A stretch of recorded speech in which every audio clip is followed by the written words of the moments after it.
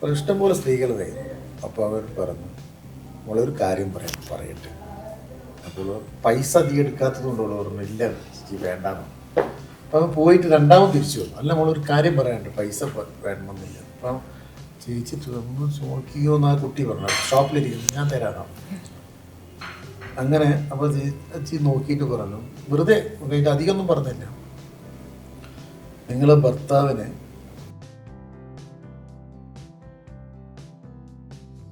വീട്ടിൽ വെറുതെ ഇരിക്കുന്ന സമയത്ത് പെട്ടെന്ന് ഒരു ഫോണ് എടുത്ത് നോക്കുമ്പോൾ ഉർവശി ചേച്ചി.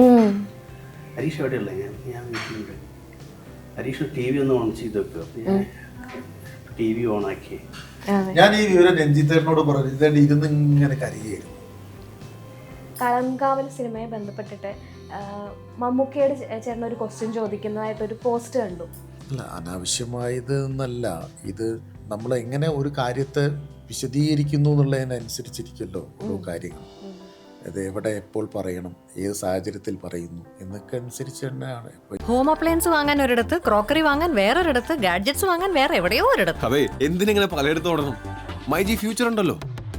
മൊബൈൽ ഫോൺ മുതൽ ഹോം അപ്ലയൻസസ് വരെ എല്ലാം ഒരിടത്ത്, ഏറ്റവും കുറഞ്ഞ EMI. അങ്ങനെയാണെങ്കിൽ ഏറ്റവും കുറഞ്ഞ വില. ആഹാ, എന്നാ ഏറ്റവും കൂടുതൽ ഓഫറുകൾ. MyG future, experience the next. MyG ആണ് ഫ്യൂച്ചർ. ഹായ്, ഹലോ, നമസ്കാരം. മണ്ണിൻ്റെ മണമുള്ള മധുരത്തിൻ്റെ കണക്ക്, അങ്ങനെ ഒരു സിനിമ വരുന്നുണ്ട്, മധുരക്കണക്ക്. ആ സിനിമയുടെ വിശേഷങ്ങളുമായിട്ട് നമുക്ക് 4 അതിഥികളുണ്ട്. ഈ വാക്കുകൾ എൻ്റെ അല്ല, ആ വാക്ക് എഴുതിയ ആളോടത്തും നമുക്ക് വിശേഷങ്ങൾ ചോദിക്കാം. നമസ്കാരം ചേട്ടാ. ഈ വാക്ക് ആരെ എഴുതുകയെന്ന് അറിയാമല്ലോ അല്ലേ? ഹരീഷേട്ടൻ തന്നെ എഴുതിയതാണ് ഫേസ്ബുക്കിൽ.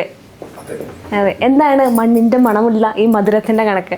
അതായത് ഇതിൻ്റെ രചയിതാവായ, ഈ സിനിമയുടെ രചയിതാവായ ശാന്തമാണ്. അദ്ദേഹം നമ്മളെ കൂടെ ഇല്ല, 2 വർഷങ്ങൾക്ക് മുമ്പ് അദ്ദേഹം നമ്മളെ വിട്ടുപോയി.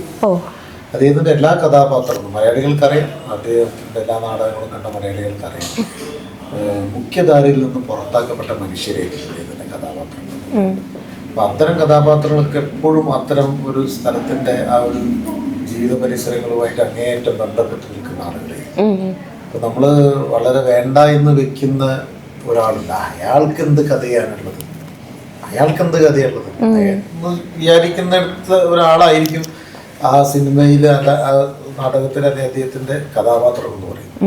അങ്ങനെയുള്ള ആളുകൾക്ക് കഥയുണ്ടെന്ന് പറയുന്ന എത്രയോ നാടകങ്ങൾ എഴുതിയ ഒരു മനുഷ്യനാണ്. അതുകൊണ്ടാണ് അങ്ങനെ ഒരു വിശേഷണം അദ്ദേഹത്തിന് നൽകാൻ കാരണം.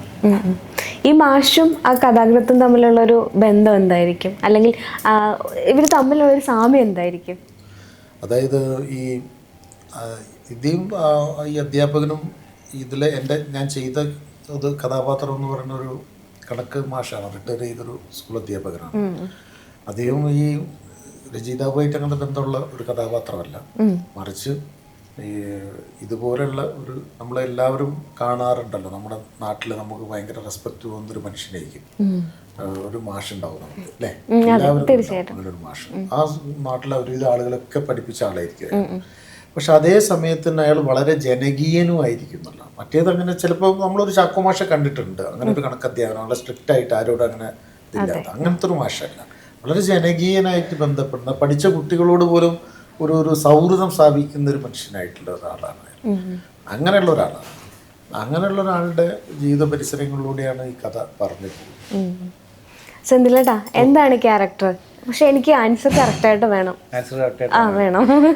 അങ്ങനെ പറയാനുള്ള കാരണം അറിയാലോ. പറഞ്ഞത് പൂർണ്ണമായിട്ട് സെന്തിലിന്റെ കഥാപാത്രത്തെ കുറിച്ചൊന്നും അങ്ങനെ പറയാൻ പാടില്ല. പക്ഷെ ഞാൻ ഒരു വളഞ്ഞ രീതിയിൽ പറയാം. മതി. ഹരീഷേട്ടൻ നേരത്തെ ഒരു ഇന്റർവ്യൂവിൽ പറഞ്ഞത് ഞാൻ കേട്ടത് എനിക്ക് ഇഷ്ടപ്പെട്ടു. ഈ പടത്തിനെ കുറിച്ച് പറഞ്ഞതാണ്.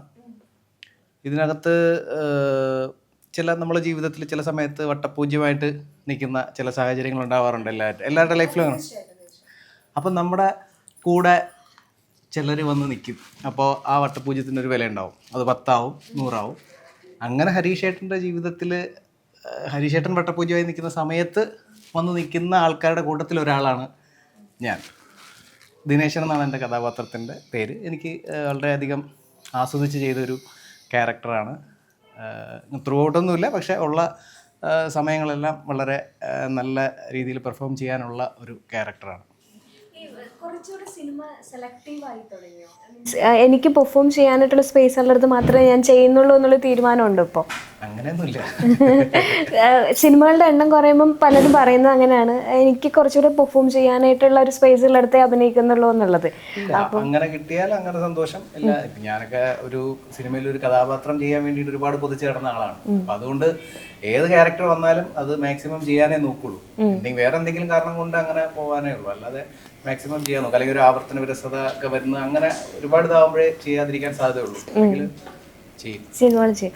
ഇവിടെ ഇലക്ഷൻ്റെ കാര്യം നമ്മൾ ചർച്ച ചെയ്ത് തുടങ്ങി. ആദ്യമേ ഇലക്ഷനൊക്കെ മത്സരിക്കാൻ ഇപ്പം നമ്മൾ പലരെയും കാണും, മുണ്ടൊക്കെ കൊടുത്തിട്ട് അടിലക്കി തേച്ച വസ്ത്രമൊക്കെ ആയിട്ട് ഇങ്ങനെ നിൽക്കുന്നു. അതേപോലെ ഇരിക്കുന്നു ഒരാൾ. ഇലക്ഷന് വല്ലതും മത്സരിക്കാൻ ഉദ്ദേശമുണ്ടോ? അല്ല, ഞാൻ പൊതുവെ മുണ്ടെടുക്കുന്ന മുണ്ടെടുത്ത് ഞാൻ കണ്ടിട്ടുണ്ട്. അധികം ഭാഗ്യവശ സമയത്ത് ഇലക്ഷനായി മാറുന്നു.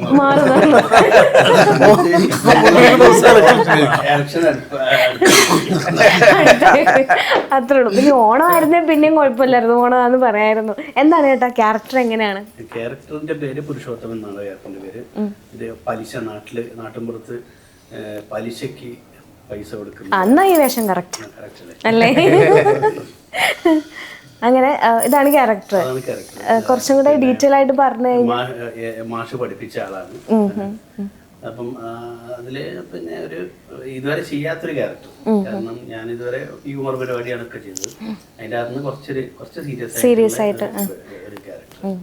ഗുണ്ടായിസം ഉണ്ടോ പലിശക്കാരന്? ഗുണ്ടായിസം ഒന്നുമില്ല, പക്ഷെ ഇയാളെ മനസ്സിൽ മൊത്തം ഗുണ്ടായിസുണ്ട്. മറ്റേ പേടിപ്പിക്കാൻ പുറത്തേക്ക് വരുന്നില്ല എന്നുള്ളതാണ്. അങ്ങനെയല്ല, കാരണം പിന്നെ ഇയാള് പലിശക്ക് കൊടുത്ത എല്ലാവരും ഇപ്പൊ ഇയാള് ആധാരമൊക്കെ വാങ്ങി വെക്കുന്നുണ്ട്. അതൊക്കെ ഇയാളെക്കാരും തിരിച്ച് കിട്ടണം. അല്ലാതെ ഇവര് ഒരിക്കലും പൈസയും തിരിച്ചടക്കരുത്. വാങ്ങിയ പൈസ അതിന്റെ പലിശ തിരിച്ചടക്കരുത്. ഇവരെ സ്വത്ത് സ്വന്തമാവണം എന്ന് ആഗ്രഹിക്കുന്ന ഒരാളാണ്. ഒട്ടും നല്ലതല്ലാത്ത ഒരു സ്വഭാവമുള്ള ഒരു മനുഷ്യൻ. എനിക്കൊന്നും ഹരീഷേട്ടനെ ഇങ്ങനെ ഒരു കണ്ടിട്ടില്ല ഒരു ക്യാരക്ടറിൽ അല്ലേ? കോമഡി മാത്രം ഇഷ്ടപ്പെടുന്ന ആൾക്കാരാണ് എല്ലാവരും. ഇവിടെ ഞാൻ കാണുമ്പോൾ ചോദിക്കണമെന്ന് വിചാരിച്ചു. ഡമ്മലൊക്കെ എടുത്ത് ഭയങ്കര പ്രയോഗങ്ങളാ, എന്തെങ്കിലും മാറ്റം ഉണ്ടോ? എനിക്ക് മാറ്റമൊന്നുമില്ല, ഡമ്പല് തേച്ചിട്ടുള്ളൂ. അതെന്തായിരുന്നു അങ്ങനെ ഒരു സാഹസം? വർക്കൊന്നുമില്ല, വർക്കൊന്നും ഇല്ലാത്തോണ്ട് വർക്കൗട്ട് ചെയ്യിക്കാന്ന്. ഇടയ്ക്ക് മെലിഞ്ഞ് നല്ല സുന്ദരനായിരുന്നു. അപ്പൊ വിളിച്ചിട്ട് ഏതോ പ്രൊഫഷൻ കൺട്രോളോട് ചോദിച്ചല്ലേ, പഴയ വണ്ണം ഉണ്ടല്ലോ എന്ന് ചോദിച്ചു. അപ്പൊ തന്നെ എനിക്ക് വണ്ണം വെക്കാൻ 2 ദിവസം മതി, 2 മാസം വരും. എന്നിട്ട് ഇപ്പൊ അതും ഇല്ല ഇതും ഇല്ലാത്ത അവസ്ഥയായി. വർക്കില്ല,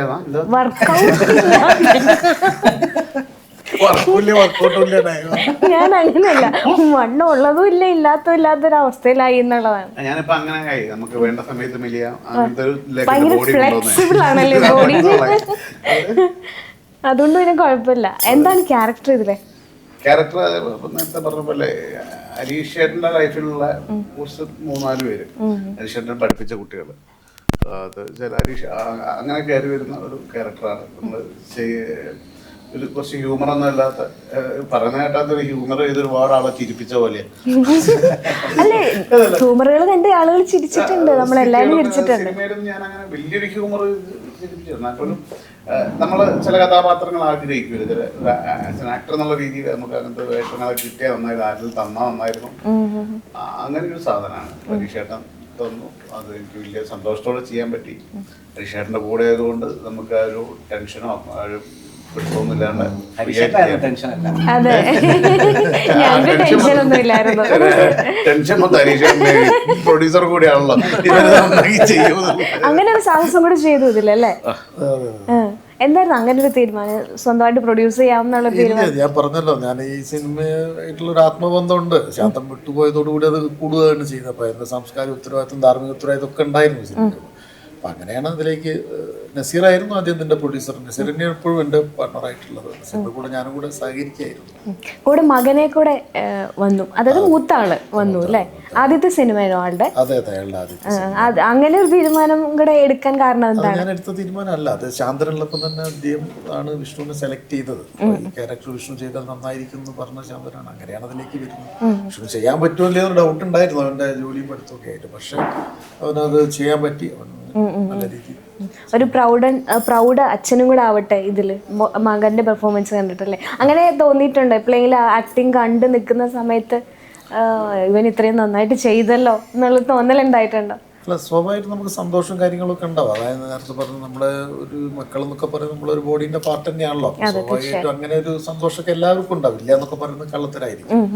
പക്ഷെ അത് വിലയിരുത്താൻ നമുക്ക് പറ്റില്ല. അത് എപ്പോഴും പുറത്തുള്ള ആളുകൾക്ക് പറ്റുള്ളൂ, കാണുന്ന പ്രേക്ഷകർക്കേ പറ്റുള്ളൂ. നമുക്കത് അങ്ങനെ എല്ലാം കൂടെ പറ്റില്ല. നമ്മൾ വിചാരിക്കുക നമ്മളുടേതായ ഒരു പരിമിതിയിൽ നിന്നുകൊണ്ട് നമുക്കത് ഏകദേശമൊക്കെ ചെയ്തെടുക്കാൻ പറ്റും മാത്രം. ഇവിടെ ഇവർ തമ്മിലുള്ള യാത്രകൾ ഞാൻ കാണാറുണ്ട്, നിങ്ങൾ തമ്മിലുള്ള ഗൾഫ് ഷോസൊക്കെ. പക്ഷെ അതിനേക്കൊന്നും ഞാൻ കൂടുതൽ എൻജോയ് ചെയ്യണേ നിങ്ങൾ തമ്മിലുള്ള ഒരു റീൽസ് വ്ളോഗ്സ് ഒക്കെ ഉണ്ട്. അതെങ്ങനെ, അത് നിങ്ങൾ ക്രിയേറ്റ് ചെയ്യണതാണോ അതോ ശരിക്കും നിങ്ങൾ തമ്മിലുള്ള സംഭാഷണം ഇങ്ങനാണോ? ഞങ്ങൾ ഒരു 22 വർഷം മുമ്പുള്ള സൗഹൃദം. ഈ ചെറിയ ഒരു 100-300 ഉറുപ്പിക്ക് സ്റ്റേജുകൾ ചാൻസ് ചോദിച്ച് ആ കാലത്തെ ഉള്ള. അപ്പം പിന്നെ ഒരു കെമിസ്ട്രി അറിഞ്ഞോ അറിയാതെ ഞങ്ങൾക്ക് ഇങ്ങനെ ഇടയിൽ വന്നിട്ടുണ്ട്. അപ്പൊ പിന്നെ ഈ റീൽസ് ഒന്നും ചെയ്യുന്നത് ജസ്റ്റ് ക്യാമറ ഓൺ ആക്കുക, ഒരു ഡയലോഗോ ഒന്നുമില്ല, അങ്ങനെ പറഞ്ഞു പോകും. അത് അവിടെ അവസാനിക്കുന്നു, കഥ അവിടെ അവസാനിക്കുന്നു. രാത്രി 12 മണിക്ക് UK പഴങ്കഞ്ഞി കിട്ടുമോ ചേട്ടാ? ഓസ്ട്രേലിയ കിട്ടുമോ? എങ്ങനെ? ഫ്രിഡ്ജിൽ ചോറുണ്ടായിരുന്നു. അവിടെയുള്ള ഫുഡുകൾ മൊത്തം കുറച്ച് തൈര് പച്ചമുളകും ചെറിയുള്ളിലൊക്കെ അരിഞ്ഞിട്ട് അവിടെ ഫുഡുകൾ ഫുള്ള് നിങ്ങളുടെ സംഭവമാണ്. അപ്പൊ ഒരാഗ്രഹം. അപ്പൊ നോക്കുമ്പോ പഴങ്കഞ്ഞി ചോറ് ഐസ് ഭയങ്കര തണുപ്പാ, 6 ഡിഗ്രി ഒക്കെ ആ സ്ഥലത്ത്. ഐസൊക്കെ വാങ്ങി ഇതൊക്കെ തൈരൊക്കെ വാങ്ങി മുകളിട്ട് രാത്രി അത് ബേബിയേട്ടൻ കഴിക്കുന്നത് വേണ്ടാന്ന് പറഞ്ഞിങ്ങനെ കണ്ടു കൊറേ നേരം നോക്കിയിരുന്നു, കിട്ടുന്നില്ല. രാവിലെ കഴിക്കാൻ പ്ലാൻ ചെയ്തിട്ടാണ് ഇത് ഒഴിച്ച് വെച്ചത്. ഇത് ഒഴിച്ച് സെറ്റായപ്പോ ബേബിയാറിന് സ്പോട്ട് കഴിക്കുമ്പോ രാവിലെ കഴിച്ചോളി, വെറുതെ എന്തിനാ അങ്ങനെ പറഞ്ഞ ഒരു പാത്രം എടുത്ത് വരുന്നു, കുറച്ച് വെച്ച് അച്ചാറ്, ഒരു വലിയ പച്ചമുളക്, ഭയങ്കര വലിയ പച്ചമുളക് കിട്ടി. വന്നിട്ട് ഞാൻ ആ റീലിൽ കിട്ടുന്നതായിട്ട് കണ്ടില്ല. ഇങ്ങനെ വായിന്ന് വെള്ളം ഊർന്നുണ്ട്, അത് കിട്ടിയിട്ടില്ല എന്ന് തോന്നുന്നല്ലേ? കഴിച്ചു. ഇങ്ങനെ കുറെ അസ്കതയുള്ള ആൾക്കാരാ. ഇത് ശ്രദ്ധിച്ചിട്ടുണ്ടോ? ഇവരുടെ ഈ കോമ്പോ എങ്ങനെയായിരുന്നു സെറ്റില്?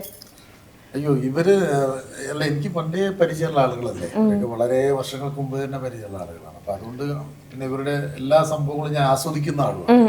ഇങ്ങനത്തെ സ്കിറ്റുകളാണെങ്കിലും അല്ലാതെ ചെയ്യുന്നതാണെങ്കിലും ഒക്കെ ഭയങ്കര ഇഷ്ടമുള്ള താല്പര്യമുള്ള ആളുകളാണ്. അപ്പം നമ്മൾ ഈ സിനിമ ആലോചിക്കുമ്പോൾ തന്നെ ഞാനും ശാന്തനും കൂടി എടുത്തൊരു തീരുമാനങ്ങളിലൊന്നായിരുന്നു ഇവരെയൊക്കെ, പ്രത്യേകിച്ച് ഇവരുടെ ഈ ഗ്രൂപ്പിനെ പ്രത്യേകിച്ച് ഒന്ന് സഹകരിപ്പിക്കണം നമ്മളുടെ ഇതിൽ എന്നുള്ളത്. അപ്പം അങ്ങനെയാണ് ഇവരൊക്കെ തുടക്കത്തിലെ ഈ കഥാപാത്രങ്ങളൊക്കെ ആലോചിച്ചത്.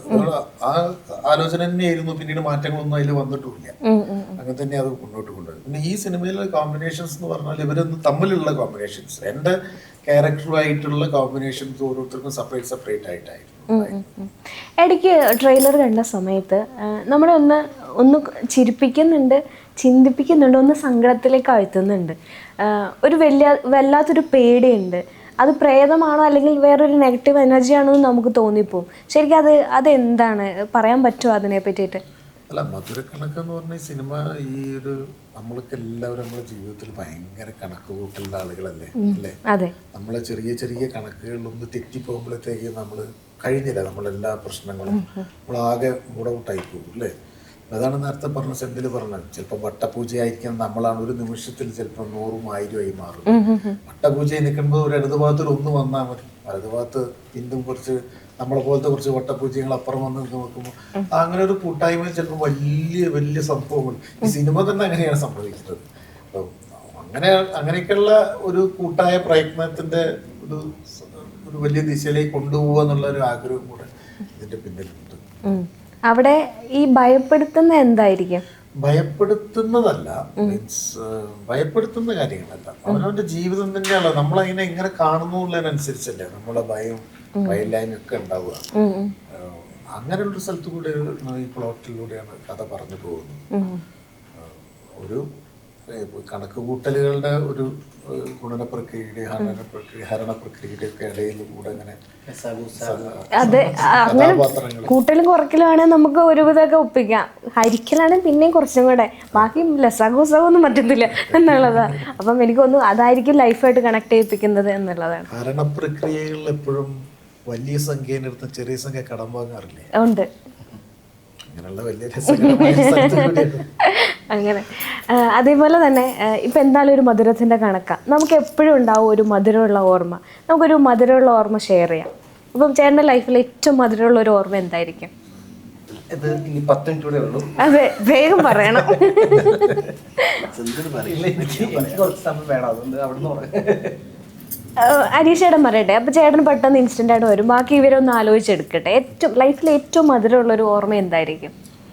ഒരാളുണ്ടാവില്ലേ, ഇഷ്ടംപോലെ ഓർമ്മകളുണ്ടാവും. എങ്കിലും പെട്ടെന്ന് പറയാൻ പറയാൻ പറ്റുമെന്ന് എനിക്ക് അങ്ങനെ പെട്ടെന്ന് പറയുകയാണെങ്കിൽ ഒരു ഓർമ്മ നീണ്ടുപോവുക കഥ. കുഴപ്പമില്ല, ഞങ്ങൾ കേൾക്കാൻ റെഡിയാ. അപ്പൊ അത് തന്നെ, അത് മാത്രം. ഞാൻ ഒരു സീരിയലിൽ അഭിനയിച്ചുകൊണ്ടിരിക്കുന്ന സമയത്ത് അന്ന് ഞാൻ സിനിമയിലൊക്കെ അഭിനയിച്ചിട്ടുണ്ട്. റെഡ് ചില്ലീസ് പോലുള്ള സിനിമകളൊക്കെ ചെയ്തിട്ടൊക്കെ ഉണ്ട്. രഞ്ജിത്തേട്ടൻ എന്നതിൻ്റെ പ്രൊഡ്യൂസറൊക്കെ. പക്ഷെ ഞാനന്ന് വിചാരിച്ചു നാരായണൻ്റെ ഓപ്പോസിറ്റ് ഒരു ഇമ്പോർട്ടൻറ്റ് ക്യാരക്ടറൊക്കെ ചെയ്ത് കഴിഞ്ഞിട്ട് അതോടുകൂടി സിനിമയിൽ കയറിയെന്ന് വെച്ചാൽ സിനിമയൊന്നും വന്നില്ല. ഞാൻ വീണ്ടും സീരിയലുകളിൽ അഭിനയിച്ചുകൊണ്ടിരിക്കുകയായിരുന്നു. അപ്പോൾ ചിത്രാഞ്ജലിയിൽ ഒരു ഷൂട്ട് നടന്നു. ചിത്രാഞ്ജലിൻ്റെ പ്രത്യേകത എന്താണെന്ന് വെച്ചാൽ അവിടെ റേഞ്ച് ഉണ്ടാവില്ല. നമ്മൾ ഉച്ചയ്ക്ക് ഭക്ഷണം കഴിക്കാൻ നേരത്തെ അവിടെ ഒരു ഇതില്ലേ, ഒരു ലോണുള്ള സ്ഥലമുണ്ട്. അങ്ങോട്ട് വരികയായി ഗ്രൗണ്ടിൻ്റെ അടുത്തേക്ക് വന്നാലും ഇങ്ങനെ കാണാം. അപ്പം ഞാനിങ്ങനെ വന്നു ഒരു ദിവസം ഉച്ചയ്ക്ക് വന്ന് നോക്കിയതുകൊണ്ട് നമ്മളെ പ്രൊഡ്യൂസർ രഞ്ജിത്തേട്ടൻ്റെ ഒരു 3-4 മിസ് കോളും. അപ്പം ഞാൻ അദ്ദേഹം അങ്ങനെ എപ്പോഴും വിളിക്കുന്ന ആളൊന്നുമല്ല, എന്തേ അത്യാവശ്യം ഉണ്ടെങ്കിലേ വിളിക്കുള്ളൂ. അപ്പം ഞാൻ ഉടനെ വിളിച്ചു, ആ റേഞ്ചുള്ള സ്ഥലത്ത് പോയിട്ട് വിളിച്ചു. ഹരീഷ് എവിടെയുണ്ട്? ഞാൻ പറഞ്ഞു ഞങ്ങൾ തിരുവനന്തപുരത്തുണ്ടോ? എന്നാലും ഒന്ന് നാളെ മുരളിയും അരുണും അവിടെ ഉണ്ട്, ഒന്ന് കാണും. ഞാനൊരു പടം നിർമ്മിക്കുന്നുണ്ട്, ഇപ്പം ആരോടും പറയണ്ട അതിനെ പറ്റിയിട്ട്. ജസ്റ്റ് ഒന്ന് ആരോടും പറയരുത് പ്ലീസ്, ഒന്ന് ജസ്റ്റ് നാളെ പോയി കണ്ടു. അങ്ങനെ നാളെ ഗ്യാപ്പാണായിട്ട് നാളെ കാണാമെന്ന് പറഞ്ഞു. അപ്പോൾ ഭയങ്കര സന്തോഷം തോന്നി. അങ്ങനത്തെ ഒരു സംഭവത്തിനെ വിളിക്കുള്ളൂ. അപ്പം ആരോടും പറയരുത് എന്ന് പറഞ്ഞാലും നമുക്ക് ഒരാളോട് നമ്മൾ പറയില്ല, അങ്ങനെ ഒരു സംഭവം ഉണ്ടല്ലോ. അപ്പം ഞാൻ എൻ്റെ വൈഫിനെ വിളിച്ചു. ഞാൻ ഇങ്ങനെ വിളിച്ചു, ആരോടും പറയരുത് എന്നാലും ഇതെല്ലാം പറഞ്ഞു. ഞാൻ നിന്നോട് പറയാണ് ഇങ്ങനെ. അപ്പം അവിടെ ഇങ്ങോട്ട് അയ്യോ, ഞങ്ങൾ ചോറ്റാനിക്കര താമസിക്കുന്നത്. ഞാനിപ്പം ഇവിടെ അമ്പലത്തിൽ പോയിട്ട് തിരിച്ചു വന്നിങ്ങനെ അവിടെ ഇരിക്കുന്ന ഒരു ഫ്രണ്ടിൻ്റെ ഷോപ്പുണ്ട്. അവിടെ പോയി ഇരുന്ന സമയത്ത് ഒരു പ്രായമുള്ള ഒരു സ്ത്രീ വന്നു. അവിടെ കൈനോട്ടക്കാർ ഇഷ്ടംപോലെ ഉണ്ടാവും. അപ്പോൾ ഇഷ്ടംപോലെ സ്ത്രീകൾ കഴിയുന്നു. അപ്പോൾ അവർ പറഞ്ഞു, മോളൊരു കാര്യം പറയട്ടെ. അപ്പോൾ പൈസ അധികം എടുക്കാത്തത് കൊണ്ട് പറഞ്ഞു ഇല്ല വേണ്ടാന്ന്. അപ്പോൾ പോയിട്ട് രണ്ടാമത് തിരിച്ചു വന്നു. അല്ല മോളൊരു കാര്യം പറയാനുണ്ട്, പൈസ വേണമെന്നില്ല. അപ്പം ചേച്ചി ഒന്ന് നോക്കിയോ എന്ന് ആ കുട്ടി പറഞ്ഞു. ഷോപ്പിലിരിക്കുന്നു, ഞാൻ തരാനോ. അങ്ങനെ അപ്പോൾ ചേച്ചി നോക്കിയിട്ട് പറഞ്ഞു, വെറുതെ അധികമൊന്നും പറഞ്ഞില്ല, നിങ്ങളെ ഭർത്താവിന് 200 കിലോമീറ്റർ അപ്പുറത്ത് നിന്ന് ഒരാൾ ഫോൺ ചെയ്യും, അത് നിങ്ങളെ ഭർത്താവിൻ്റെ ജീവിതം മാറ്റും. ആ വിളിക്കുന്ന ആളുടെ ആദ്യാക്ഷരം R എന്നായിരിക്കും. ഇത്രേ പറഞ്ഞുള്ളൂ. അപ്പോഴാണ് ഞാൻ ഈ രഞ്ജിത്തേട്ടൻ വിളിച്ചത് പറയുന്നത്. സത്യത്തിൽ അതാണ് എന്റെ ജീവിതത്തിൽ സംഭവിച്ചത്. അല്ല അത്ഭുതകരമായെന്ന് ചോദിച്ചുകൊണ്ട് പറഞ്ഞതാണ്. ലെഫ്റ്റ് മുതൽ ഞാൻ പിന്നെ സീരിയൽ അഭിനയിക്കേണ്ടി വന്നിട്ടില്ല. തമിഴിലും തെലുങ്കിലും മലയാളത്തിലൊക്കെ ഒരേ സമയം ബിസിയാക്കി തന്നൊരു സിനിമയാണ് ഇത്. അത്ഭുതം ചോദിക്കൊണ്ട് ഇതിന്റെ കാരണം എനിക്കറിയില്ല, കാരണം പറയാൻ ഞാൻ ആളല്ല. ഇത് എന്തുകൊണ്ട് അതിങ്ങനെയല്ലേ അതങ്ങനെയല്ലേ എന്ന് പറയാൻ എനിക്കറിയില്ല. സംഭവിച്ചത് ഒരു കാര്യം പറഞ്ഞു. ഞാൻ ഈ വിവരം രഞ്ജിത്തേട്ടനോട് പറഞ്ഞു. രഞ്ജിത്തേട്ടൻ ഇരുന്ന് ഇങ്ങനെ കരയുകയായിരുന്നു. സംഭവിച്ചു അത് ചിലപ്പോൾ അങ്ങനെ ആയിരിക്കും. നമ്മളെ എല്ലാത്തരം വിശ്വാസങ്ങളിൽ ഇല്ലെങ്കിൽ ഇങ്ങനെ ചില ഇൻസിഡൻസ് വരുമെന്ന് തോന്നുന്നു ലൈഫിൽ. അങ്ങനെ ഇവിടെയോ? എനിക്കോ? ഞാൻ ഓർക്കാനായിട്ട് സമയം തന്നെ. അല്ല, ഞാൻ ആ സമയത്ത് ഹരീഷേട്ടൻ്റെ ഒരുപാട് സംഭവങ്ങളുണ്ട്. അതിലെനിക്ക് ഒരു ഇങ്ങനെ മധുരമാണെന്ന് വെച്ചാൽ മധുരം ആണെന്ന് വേണമെങ്കിൽ പറയാം. ഞാൻ ഈ കോളേജിൽ പഠിക്കുന്ന സമയത്ത് നമ്മൾ സ്ഥിരം ഒരു ബസ്സിൽ പോകുമല്ലോ. ആ ബസ്സിൽ നമ്മൾ പോകുമ്പോൾ അതിനകത്ത് അലമ്പുണ്ടാവും. നമ്മൾ കുറച്ച് ബാച്ചായിട്ടാണല്ലോ പോകുന്നത്. ആ സ്ഥിരം ബസ്സിൽ കോളേജിൽ പോയി അത് കാലം കഴിഞ്ഞ് കണ്ടക്ടർ ഞങ്ങൾ വലിയ ശല്യക്കാരായിരുന്നു. ഞങ്ങളെ അലമ്പ് കാരണം വർഷങ്ങൾക്ക് ശേഷം ഞാൻ കണ്ടക്ടറായിട്ട് ജോലിക്ക് കയറി. എനിക്ക് ആദ്യത്തെ സർവീസ് കിട്ടുന്ന സെയിം ബസ്സിലായിരുന്നു. അപ്പൊ എന്നിട്ട് ഞാൻ ഇരിക്കുന്ന കണ്ടക്ടർ സീറ്റിന്റെ അടുത്താണ് ഞാൻ മിക്കവാറും ഇരിക്കാറ്. ഒരു ദിവസം എന്റെ അച്ഛൻ ആ ബസ്സിൽ കയറി എന്റെ സീറ്റിന്റെ അടുത്തിരുന്ന് അതൊരു മധുരമുള്ള ഒരു അതെ അതെ തീർച്ചയായിട്ടും. ഇവിടെ ഭയങ്കര ആലോചനയായിരുന്നു. എന്റെ കണ്ണടങ്ങി ഇങ്ങോട്ട് പോകുന്നത് ഭയങ്കരമായിട്ട് ഇങ്ങനെ ആലോചിക്കുക. ഞങ്ങൾ ഈ കോമഡി ഫെസ്റ്റിവലൊക്കെ കഴിഞ്ഞ സമയത്ത് കഴിഞ്ഞ് പിന്നെ ആ സീസൺ ഫസ്റ്റ് സീസൺ കഴിഞ്ഞ് രണ്ടാമത്തെ സീസൺ തുടങ്ങി. ആ സമയത്ത് പിന്നെ വേറെ ഒന്നുമില്ല, പ്രോഗ്രാംസ് ചെയ്യേണ്ടത്. ഞങ്ങൾ ഒരു ദിവസം പെട്ടെന്ന് വീട്ടിൽ വെറുതെ ഇരിക്കുന്ന സമയത്ത് പെട്ടെന്ന് ഒരു ഫോണ് എടുത്ത് നോക്കുമ്പോൾ ഉർവശി ചേച്ചി. ഹരീഷ് എവിടെയുള്ള ഞാൻ വീട്ടിലുണ്ട്. ഹരീഷ് ടി വി ഒന്ന് ഓൺ ചെയ്ത് വെക്കുക. അപ്പോൾ ഞാൻ ടി വി ഓണാക്കി. പിന്നെ സംസ്ഥാന ടെലിവിഷൻ അവാർഡുകൾ പ്രഖ്യാപിച്ചു. മികച്ച കൊമേഡിയൻ ഹരീഷ് കണാരെന്ന് വന്നുകൊടുക്കുന്നത്. അതാണ്. അപ്പോൾ അത് കഴിഞ്ഞ് സിദ്ദിഖ് സാറ് പപ്പുർച്ചേട്ടൻ എല്ലാവരും സംസാരിച്ച് എനിക്ക് ഭയങ്കര ഒരു മധുരമുള്ള ഓർമ്മയാണ്. ഇവിടെയോ ഫുഡിന്റെ എന്തെങ്കിലും അല്ലെങ്കിൽ ഡംബൽസിന്റെ കഥ? ഫുഡല്ല, ഫുഡിന് വേണ്ടിയിട്ടുള്ള ഒരു ഓർമ്മയാണ്. ഞാൻ സ്കൂളിൽ കഴിഞ്ഞ ശേഷം പഠിക്കാൻ വലിയ മിടുക്കനായതുകൊണ്ട് ഉപരിപഠനത്തിനായി കോളേജിലൊന്നും പോയിട്ടില്ല. മറ്റ് കൽപ്പണി, ആശാരിപ്പണി, സെൻട്രൽ പണി, മറ്റു പണിയൊക്കെ പോയിക്കൊണ്ടിരിക്കുമ്പോൾ ഞങ്ങളുടെ ഒരു ഭാരതീയ വിദ്യാഭവൻ എന്ന് പറഞ്ഞ സ്കൂളുണ്ട് ഞങ്ങളുടെ പാലയുടെ വഴിക്ക് പോകുമ്പോൾ കുന്നിൻ്റെ മുകളിലായിട്ട്. അവിടെ പോകുമ്പോൾ സ്ഥിരം പോകുമ്പോൾ ഒരു വീടിൻ്റെ വഴിക്കൂടെ പെട്ടെന്ന് അങ്ങോട്ട് ചാടിക്കയറാം. ആ വീട്ടിൻ്റെ വഴിക്കൂട്ടും ആ വീട്ടിൽ അവരോട് ദിവസം ചീത്തേക്കണം. ഇതിലപ്പോൾ ഒരു തവണ വെയിൽ കിട്ടും, ഞങ്ങൾ വെയിലായിട്ട് കൊണ്ടുപോകും. അതിൽ കുറേ വളഞ്ഞു പോകണം ആ സ്കൂളിലേക്ക്. ആ സ്കൂളിൻ്റെ 4ാം നിലേൻ്റെ മുകളിലേക്ക് റാമ്പിലൂടെ സിമെൻറ്റ് കയറ്റിയിട്ടുണ്ടായിരുന്നു. അന്നങ്ങനെ ആളുകളുടെ ചീത്ത കേട്ട് എങ്ങനെ എളുപ്പ വഴിക്ക് എത്തി അങ്ങനെ പോയ സ്ഥലമാണ്. അവിടെ ഞാനൊരു 2-3 ഒരു 6 മാസമായിട്ടുണ്ട് ഞാൻ ഫേസ്ബുക്കിൽ കുറിച്ചിരുന്നത്. 6 മാസം മുമ്പ് എൻ്റെ ഒരു സുഹൃത്ത് അനീത എന്ന് പറഞ്ഞപ്പോൾ അവളും ഹസ്ബൻഡ് കൂടെ കാറിൽ കൂട്ടാൻ വന്നിട്ട് ഇനോഗ്രേഷന് കൂട്ടുപോയത്. ഞാൻ ആ സ്കൂൾ മുറ്റത്ത് വന്നിറങ്ങി കുറേ കുട്ടികൾ താലമൊക്കെ ആയിട്ട് വന്ന് പൊട്ടൊക്കെ തൊട്ട് താലപ്പൊലിയൊക്കെ ആണെങ്കിൽ സ്റ്റേജിലേക്ക് കൊണ്ടുപോയിട്ട് അവിടെ ഒരു കൾച്ചറൽ പ്രോഗ്രാം ഇനോഗ്രേറ്റ് ചെയ്തിട്ട് ഞാനിവിടെ എൻ്റെ വിയർപ്പ് കൊണ്ടെന്ന് സ്റ്റേജിൽ പറഞ്ഞു കിട്ടിയ കൈയടി എൻ്റെ ലൈഫിൽ എവിടെയും കിട്ടിയിട്ടില്ല. ആ ഒരു സന്തോഷം, വലിയ സന്തോഷം. എല്ലാവരുടെയും അച്ചീവ്മെന്റ് ഒക്കെ കേൾക്കുമ്പോൾ നമുക്കൊരു സന്തോഷം എന്നുള്ളതാണ്. ഇവിടെ ഫേസ്ബുക്ക് പോസ്റ്റിനെ പറ്റി സംസാരിച്ചിരുന്നു. അപ്പോഴാണ് എനിക്ക് ഓരോ കാര്യം ഓർമ്മത്. കളങ്കാവൽ സിനിമയെ ബന്ധപ്പെട്ടിട്ട് മമ്മൂക്കയോട് ചേർന്ന ഒരു ക്വസ്റ്റ്യൻ ചോദിക്കുന്നതായിട്ടൊരു പോസ്റ്റ് കണ്ടു. അതായത് വിനായകൻ ചേട്ടനെ ശകരിക്കാൻ ഇതിൻ്റെ ആവശ്യമില്ലല്ലോ, കുറച്ച് അതിൻ്റെ ഇടയിൽ കുറേ കാര്യങ്ങളുണ്ട് എന്ന് പറയുന്നു. അപ്പം വിനായകൻ ചേട്ടനും തമ്മിൽ യോജിച്ച് പോകാത്തൊരു രാഷ്ട്രീയം ഉണ്ടെന്ന് എനിക്ക് അതിൽ നിന്ന് മനസ്സിലായി. ശരിക്കും വിനായകൻ്റെ രാഷ്ട്രീയത്തെ എങ്ങനെയാണ് നോക്കിക്കാണുന്നത്? അല്ല, അത് ഇപ്പോൾ ഈ ആ സിനിമ ഇപ്പോൾ റിലീസാകും പോകും. അതെ അതെ. അപ്പം നമ്മളതിൻ്റെ തൊട്ട് മുന്നേ ഉള്ള റിലീസാകുമ്പോൾ അപ്പോൾ ആ വിഷയം ഇപ്പോൾ സംസാരിക്കുന്ന അർത്ഥമല്ല, രസമില്ല. സിനിമയെ പറ്റിയല്ല ചോദിച്ചത്. അല്ല, എങ്ങനെയാണെങ്കിലും അത് ഒരു ഇപ്പം നമ്മൾ സംസാരിക്കുന്നത് ശരിയല്ല. മറ്റൊരു ദിവസത്തിൽ നമുക്ക് സംസാരിക്കാം. ശരിക്കും ഹരീഷ് എന്ന ആൾക്ക് നിലവിൽ ശക്തമായൊരു രാഷ്ട്രീയം ഉണ്ടോ? നമുക്ക് മറ്റൊരു അവസരത്തിൽ അത് സംസാരിക്കാം തീർച്ചയായിട്ടും. ഇപ്പം 2 പടങ്ങളൊക്കെ ഒരേ സമയത്ത് അത് ഇപ്പം പറയുന്നത് ശരിയല്ല. ഞാൻ ആ കാര്യങ്ങളെ പറ്റിയല്ല, ഇപ്പം നമുക്ക് ഇലക്ഷനുമായി ബന്ധപ്പെട്ട് കണക്ട് ചെയ്യുമ്പോഴാണ് രാഷ്ട്രീയത്തെ പറ്റി സംസാരം വരുന്നത്. വ്യക്തികളെ കുറിച്ചാണെങ്കിലും അത് ശരിയല്ല. വ്യക്തികളെ പറ്റി സംസാരിച്ചു അല്ല, അതാണെങ്കിലും ഇപ്പോൾ വ്യക്തികളെ പരാമർശിച്ചിട്ട് വേണമല്ലോ അത് പറയാൻ. ശരിയല്ല അങ്ങനെ. അപ്പം സിനിമ തിയേറ്ററിലേക്ക് ഇറങ്ങുമ്പോൾ നമുക്ക് ഭയങ്കര ഒരു എക്സ്പെക്റ്റേഷൻസ് ആയിരിക്കും, അല്ലെങ്കിൽ എങ്ങനെ ആയിരിക്കും ആളുകളിലേക്ക് ഇത് എത്താൻ പോകുന്നത് എന്നുള്ളൊരു ചിന്തയൊക്കെ ഉണ്ടാവും. ശരിക്കും ആളുകൾ എന്താണ് എക്സ്പെക്റ്റ് ചെയ്യേണ്ടത്? ഈ സിനിമയിൽ നിന്ന് എന്താണ് എക്സ്പെക്റ്റ് ചെയ്യുന്നത്? ഈ സിനിമ എന്ന് പറയുന്നത് നിങ്ങൾ ഫാമിലി ആയിട്ട് തന്നെ ഒന്നിച്ച് കാണാൻ വരണം എന്നുള്ളതാണ് ആദ്യത്തെ അഭ്യർത്ഥന. കാരണം അത് ക്ലീൻ യൂസ് സർട്ടിഫിക്കറ്റ് കിട്ടിയ സിനിമ. അത് നമുക്കറിയാമല്ലോ. ഇപ്പോൾ സെൻസർ ബോർഡിൻ്റെ ഒരുപാട് പ്രശ്നങ്ങളും കാര്യങ്ങളൊക്കെ ആളുകൾ ചർച്ച നടന്നുകൊണ്ടിരിക്കുന്നതിനിടയിലാണ് ഇതിങ്ങനെ സംഭവിച്ചത്. അപ്പോൾ അതിന് കാരണം എന്ന് പറഞ്ഞാൽ സിനിമയുടെ പ്രത്യേകത തന്നെയാണ്. സിനിമ ഒരു കുടുംബ പശ്ചാത്തലത്തിൽ നിന്ന് പറയുന്ന ഒരു കുടുംബത്തിൻ്റെ സെൻറ്റിമെൻറ്റ്സ് മാത്രമൊന്നല്ല പറയുന്നത്. അതിൻ്റെ ഉള്ളിൽ നിന്നുകൊണ്ട് തന്നെ ഒരു ഫാമിലി ഡ്രാമ ത്രില്ലർ എന്ന വിഭാഗത്തിൽ തന്നെ പെടുത്താവുന്ന ഒരു രീതി. അപ്പോൾ പുതിയ തലമുറയിൽപ്പെട്ട ആളുകൾക്കും കൂടി ഇന്ന് ആസ്വദിക്കാവുന്ന രീതിയിലാണ് ഇതിൻ്റെ ഇത് കൈകാര്യം ചെയ്തിരിക്കുന്നത്. അതേ സമയത്ത് ഈ സിനിമ നമുക്കറിയാലോ, നമ്മളൊക്കെ എന്തൊക്കെ വലിയ വർത്തമാനങ്ങൾ പുറത്തേക്ക് ഇറങ്ങി പറയുമ്പോഴും നമ്മൾ ഇറങ്ങി വരുന്നതും ഒരു കുടുംബത്തിൽ നിന്നാണ്, തിരിച്ചു പോവേണ്ടതും മറ്റൊരു കുടുംബത്തിലേക്ക്. നമ്മളെ കാത്തിരിക്കുന്ന അവിടെ ഒരുപാട് വിഷയങ്ങളുണ്ട്, ഒക്കെ ഉണ്ട്.